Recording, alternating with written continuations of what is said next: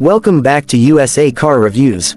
Today we're taking a closer look at a legend from the late 70s, the 1979 Ford Bronco. This truck wasn't just another SUV, it was a turning point for Ford, a bold move into a growing segment of vehicles designed for adventure, utility, and everyday practicality. Even decades later, the '79 Bronco still stands tall as one of the most iconic off-road machines to come out of Detroit. When you first see the 1979 Bronco, it immediately demands attention. This was the second year of the second generation, and Ford had really hit the mark with its redesign. Compared to the original Bronco, which was more compact and almost Jeep-like in its proportions, the '79 model was full-size, sharing its platform with the Ford F-100 pickup. That gave it a wider stance, a longer wheelbase, and a presence on the road that felt more commanding. It looked rugged but still managed to keep that classic late 70s Ford styling with bold lines, a big grille, and squared-off bodywork. One of the standout features was the removable rear hardtop. This meant you could turn your Bronco into an open-air cruiser, something Jeep drivers had enjoyed for years, but now in a more spacious and comfortable package. Families and off-road enthusiasts alike loved this option, because it offered the freedom of wind in your hair while still having a V8-powered workhorse under the hood. Speaking of the hood, the '79 Bronco came standard with a 351 cubic inch V8, but buyers could also opt for the big 400 cubic inch V8 if they wanted even more muscle. Neither of these engines was shy about drinking gas, but back in 1979, power and torque were the name of the game, especially for a vehicle designed to tow, haul, and conquer trails.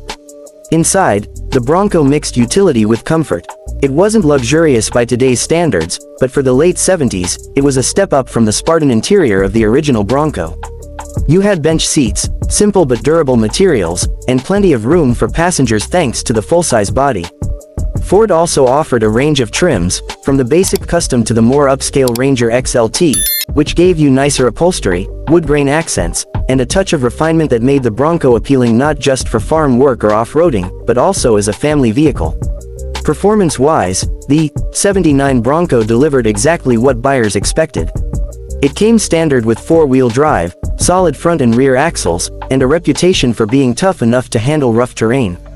Whether you were heading into the mountains, crossing muddy trails, or pulling a boat to the lake, the Bronco was up to the task. Its wide stance and sturdy suspension made it stable and reliable, though it wasn't exactly the most fuel-efficient vehicle of its time. Still, in an era before gas prices dominated buyers' decisions, capability mattered more, and the Bronco had plenty of that. The 1979 model year is especially interesting because it marked the final year of the second generation. In 1980, Ford redesigned the Bronco once again, this time going with a slightly smaller body and lighter construction to respond to changing fuel economy standards. That means the '79 Bronco represents the peak of the big, full-size, heavy-duty style. Collectors today often seek out this model because it blends classic '70s design with serious off-road hardware, and it was the last of its kind before regulations forced automakers to rethink their approach. Another reason enthusiasts love the 1979 Bronco is its simplicity. Unlike modern SUVs filled with electronics and complicated systems, this was a straightforward truck. If something broke, you could usually fix it with basic tools. That makes it attractive even today for restorers and hobbyists who want a vehicle that's both nostalgic and practical to maintain. Plus, the aftermarket support for Broncos is huge, with countless options for lift kits, engine upgrades, custom interiors, and modern touches to bring them into the 21st century without losing their vintage soul. Looking back, it's easy to see why the Bronco became such a cultural icon.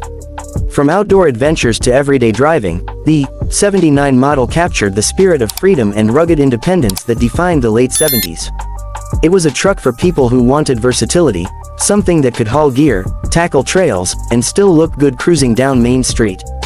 Ford managed to create a vehicle that appealed to a wide range of buyers, and that's a big reason why the Bronco nameplate survived and eventually came back strong in recent years. Today, a clean 1979 Bronco can fetch serious money, especially if it's in original condition or has been carefully restored. Collectors know this was the last of the heavy-duty full-size Broncos, and that adds to its desirability. Whether you're into vintage trucks, classic SUVs, or just love American automotive history, the '79 Bronco deserves its place in the spotlight. That wraps up our deep dive into the 1979 Ford Bronco.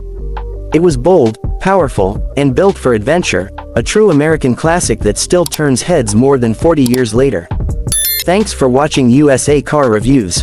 If you enjoyed this look back at a piece of automotive history, be sure to like, subscribe, and let us know in the comments what classic car or truck you'd like us to cover next.